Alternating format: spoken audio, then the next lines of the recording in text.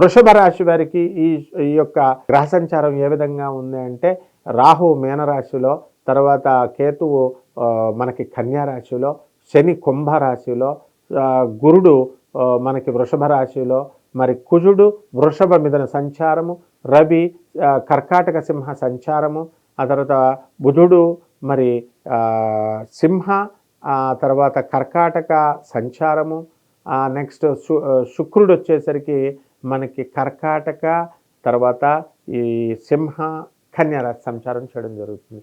వృషభ రాశి వారికి శ్రావణ మాసంలో మీరంతా కూడా పూజలు చేసుకోవడం ద్వారా, ఈ ప్రతిరోజు నిత్యము పూజ, మహాలక్ష్మి పూజ చేసుకోవడం ద్వారా మీకు వృత్తి వ్యాపార ఉద్యోగ విషయాల్లో చక్కటి రాణింపు ఉంటుంది. మీరు కోరుకున్న చోటకి ట్రాన్స్ఫర్ రావడం జరుగుతుంది ఈ నెలంతా కూడా. అలాగే ప్రమోషన్స్ కూడా చక్కగా మీరు వస్తాయి. మీ తోటి పనిచేస్తున్నటువంటి కొలీగ్స్ మీకు సహకరిస్తారు.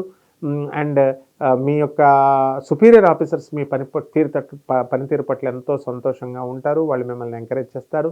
మీ క్రింద చేస్తున్నటువంటి సబార్డినేట్స్ కూడా మీకు చక్కగా గౌరవాన్ని ఇస్తారు. అంతా కూడా మిమ్మల్ని అభిమానిస్తారు. ఎక్కడికి వెళ్ళినా సరే మీకు చక్కటి రాణింపు ఉంటుంది. అయితే మీ పిల్లల విషయంలో, వాళ్ళ చదువు విషయంలో కాన్సన్ట్రేషన్ ఉండదు. ఇతర డిస్ట్రాక్షన్స్కి లోనవ్వడానికి అవకాశాలు ఉంటాయి. అదేవిధంగా ఈ యొక్క రైతుల దగ్గరికి వచ్చేసరికి చక్కటి పంటను పండుతారు. వాళ్ళంతా కూడా చక్కటి లాభాలు సంపాదించి తీసుకున్నటువంటి రుణాలన్నింటినీ కూడా తీర్చివేయడం జరుగుతుంది. చక్కగా అప్పుల బాధ నుంచి బయటకు వచ్చేస్తారు. ఖరీదైనటువంటి వస్తువులను కొనుక్కుంటారు. ఇక రెవెన్యూ, కమర్షియల్ ట్యాక్స్, ఈ డిపార్ట్మెంట్స్లో, ఇన్కమ్ ట్యాక్స్ డిపార్ట్మెంట్స్లో పనిచేస్తున్నటువంటి వాళ్ళందరికీ కూడా అదనపు ఆదాయాలు రావడానికి అవకాశాలు ఉంటాయి.